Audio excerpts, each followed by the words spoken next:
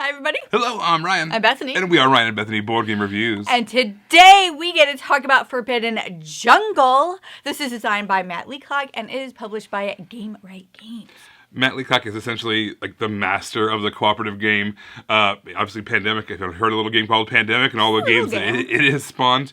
He's also made this Forbidden series. We were introduced to cooperative games with Forbidden Island, and then played Forbidden Desert, and then later on there's Forbidden Sky. This is now the fourth installment in the Forbidden series, Forbidden Jungle.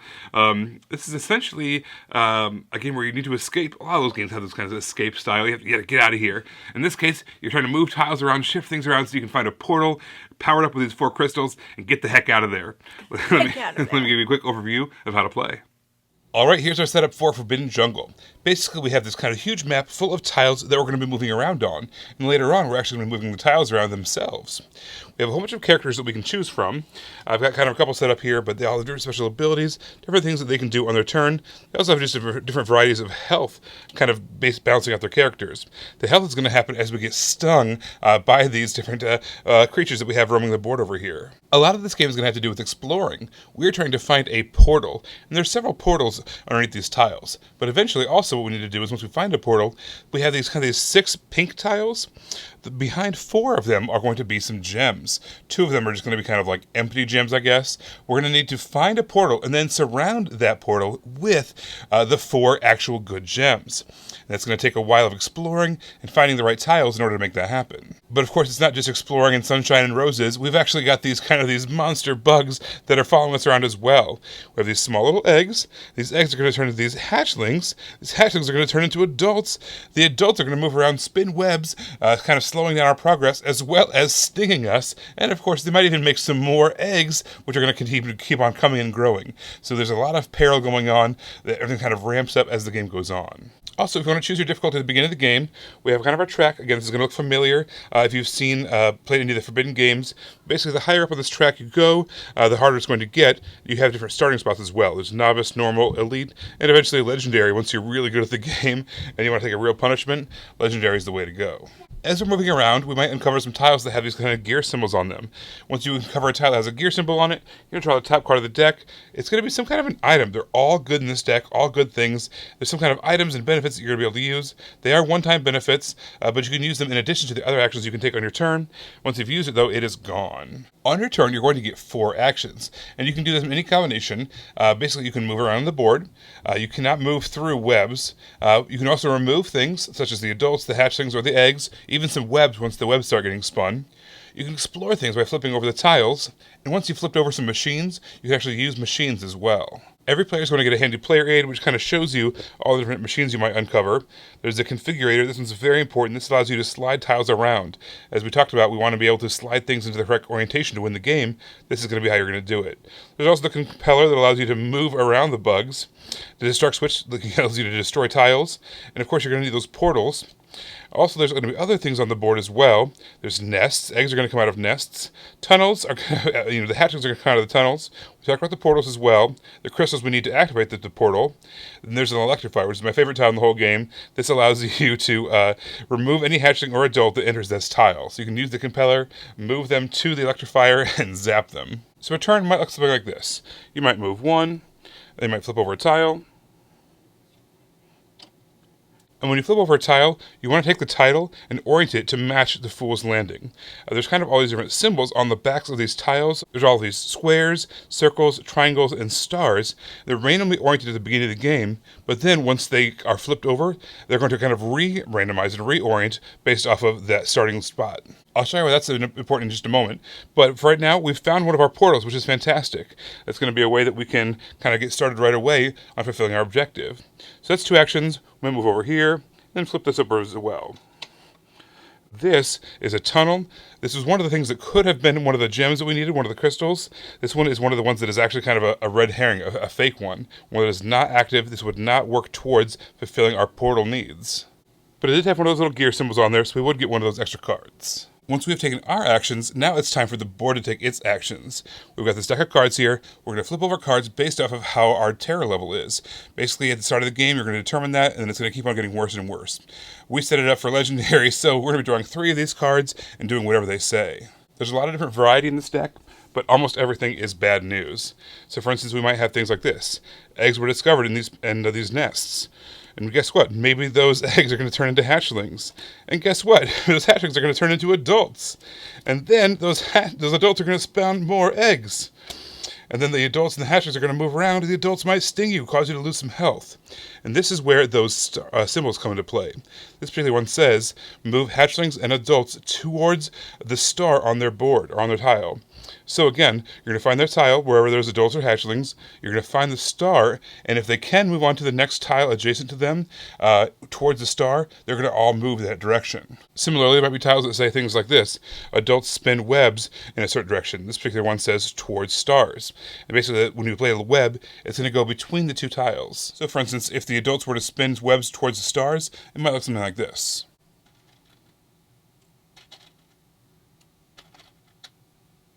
I'm not sure how well you're able to see that, but basically it's saying those paths are now impassable until you spend an action to remove those webs. Later on, once you found the machine that's called the configurator, you can actually move tiles around, and when you move tiles around that are attached by webs, it actually cuts the webs. So if you did something like this web that was between them would go away. The board might also shrink. Like we mentioned earlier, there is the destructor switch somewhere in there. There's kind of one of those machines that you can use to blow up tiles. But also, our deck is also going to tell us to collapse tiles, starting with the lowest numbered, which in this case is always going to be Fool's Landing. But the more times this comes up, the more tiles we're going to lose, which might be bad. If we ever lose one of our portals that we need, or one of the crystals that we need, we might lose the game.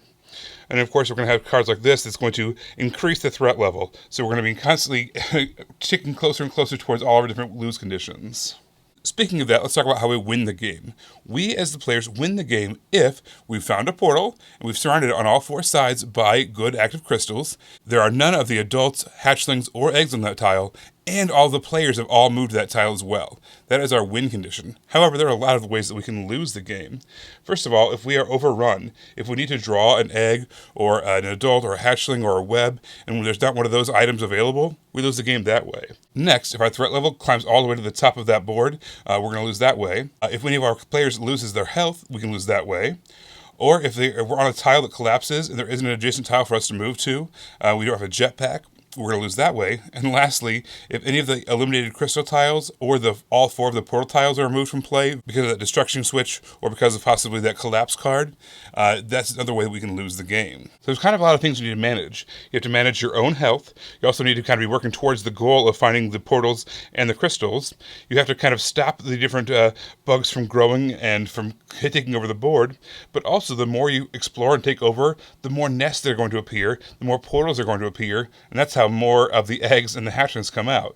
So exploring how kind of you need to do it, but also bad things are going to happen as a result. So there's a lot of balls that you'll be juggling throughout this game, but if you're able to all get on that tile, surrounded by crystals, with no bugs around you, you're going to win the game. I thought it was really neat how the game moved. So I liked how the aliens or the creatures or whatever we're calling them, how they moved, how like the tile is oriented a certain way and then you flip it and it's oriented a completely different way. And because of the sides, the colors and shapes on the sides, it might determine where it's moving. And so sometimes you're moving to take care of a problem, but then a card gets flipped over and the thing you were going to take care of moves away from you, and now you can't take care of it. And you're like, I was headed here for a reason. And it's really... Or you might try to escape and it chases you. Or it chases you, yeah, just the complete opposite. Like, leave me alone.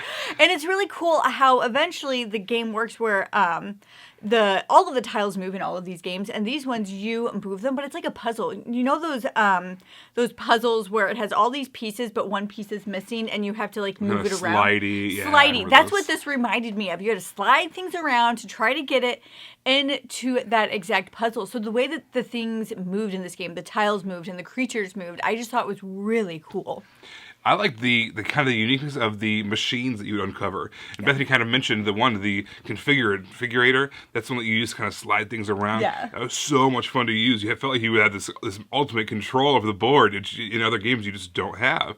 I also like there's this destruction switch that you could use to blow up a tile. You might maybe have a whole bunch of aliens or bugs on this one tile, and you're just like, you know what? let's just blow it up. Let's just get rid of it. Or there's this compelling action that you could use to kind of move the bugs around. There's also this electrocutor tile. If they ever touched that, they would get zapped in kind of like a bug zapper, like this big alien bug zapper. If they were on that, they'd get blown up. They'd get disappeared. So I really like being able to kind of, first of all, uncover and define all those different machines, but then use them to great effect, strategically trying to minimize the amount of turns you needed to do to win. Yeah. Also, this game was pretty challenging, and I enjoyed that. I think Ryan and I like a 40 to 60 win-lose ratio when we play games, and I definitely was able to experience that when we were playing this game. I like that. If I don't feel like I'm at the brink of losing when I'm playing a cooperative game, like, it's just not fun to play. I need to have that little bit of like, oh my gosh, what the heck is happening? And I felt like I got that in this game. There's more ways that you can lose because there's more things to populate the board.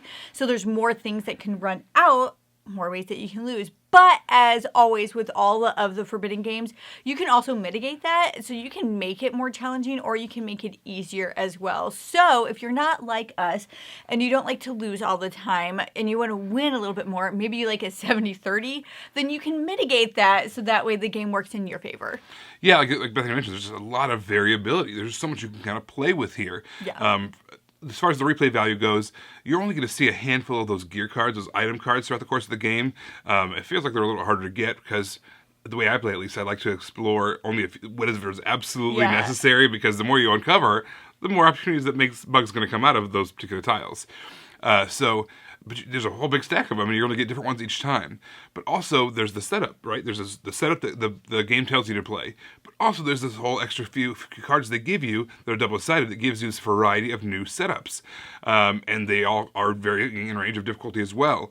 Or they're different roles in the game. There's 6 different roles, and if we're playing a 2-player game, for instance, we can go through 3 different games without ever duplicating any of the roles. Then we can mix and match from there. So there's lots and lots of replayability here, lots of different ways that you can kind of change the setup, change the difficulty, change whatever it is you need to change to get a kind of a different experience every time you play. Yeah, overall, this was a great game. I really liked it. I had so much fun with it. I do want to say that if you liked Forbidden Island and Forbidden Desert because of how simple and streamlined they were, this adds complexity to that. So one of the things that's great about Desert and Island is the fact that it's a great introductory game. It is a great game to introduce to people who don't know that they're board gamers yet. A great little cooperative game. It's simple, it makes sense, but it still has depth to it.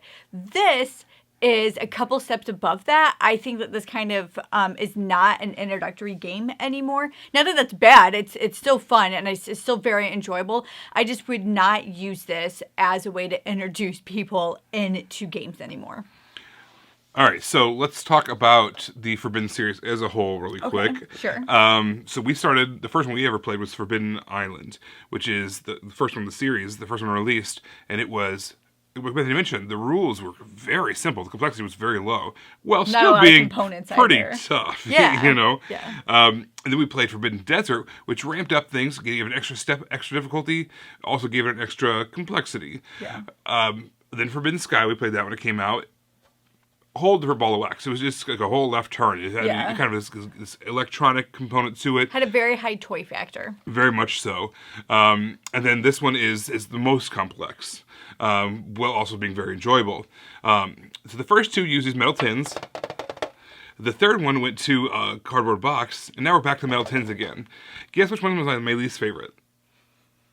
The box. Yeah, I don't know what it is. I don't know why that is. It's funny because when we first played it, it was my favorite Forbidden Sky. Do you remember that? When we first played it, I was like, this is my favorite of all the system, and then it just we never took it out again. The novelty of it was almost instantly gone. Yeah.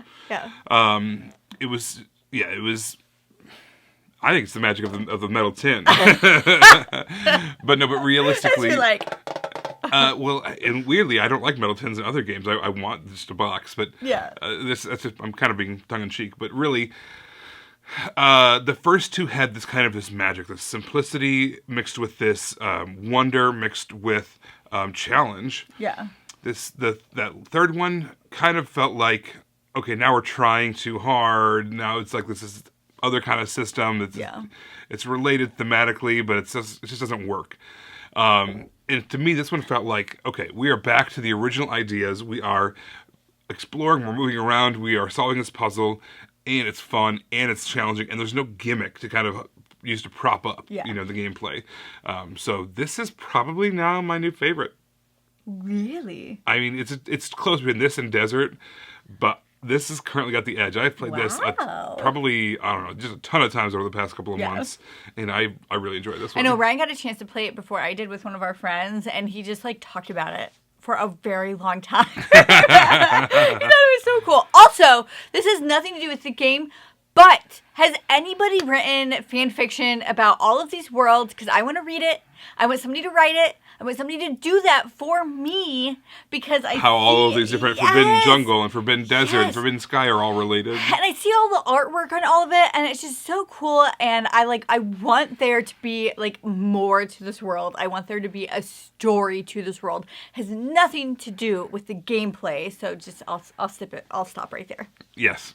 I remember even the first time we played Forbidden Island, all the island tiles had names, and we were like, this feels like Harry Potter and the whatever it was, like the sinking sands or whatever it was. It's very cool thematic touches that we didn't ever really find out about. Yeah, and I want to. Anyway, everybody, thank you so much for watching. Don't forget to subscribe so you can see our videos as they come out. Until then, you can find us in all of these places. You guys, thanks for watching, and we will see you next time. Bye. You guys, thanks so much for watching. This game was provided to us by a publisher in exchange for a fair and honest review. And if you want to see more stuff, check out over here to see something we think you might like. And over here, we think that YouTube has picked out a great video for you you're going to love. Thanks, guys. We'll see you next time. Bye.